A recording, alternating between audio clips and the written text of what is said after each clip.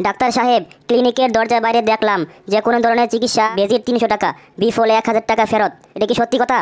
আপনি ঠিকই দেখেছেন। যেমন করে হোক 1000 টাকা কামাই করতে হবে। ডাক্তার সাহেব, আমার মুখে জিহ্বায় কোনো স্বাদ পাচ্ছি না।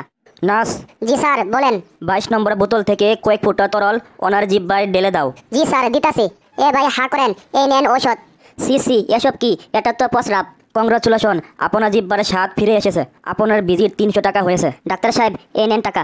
1000 টাকা ফাও দিয়ে এলাম। 2 সপ্তাহ পরে যেমন করে হোক 1000 টাকা সুদে আসলে উঠাই নিয়ামো।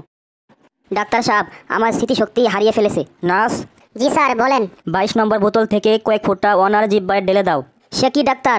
এই ওষুধ তো আপনি জিহ্বার স্বাদ ফিরিয়ে আনার জন্য ব্যবহার করেছিলেন। কংগ্রাচুলেশন, আপনার স্মৃতিশক্তি ফিরে এসেছে। আপনার ভিজিট 300 টাকা হয়েছে। ডাক্তার সাহেব, এই নেন টাকা।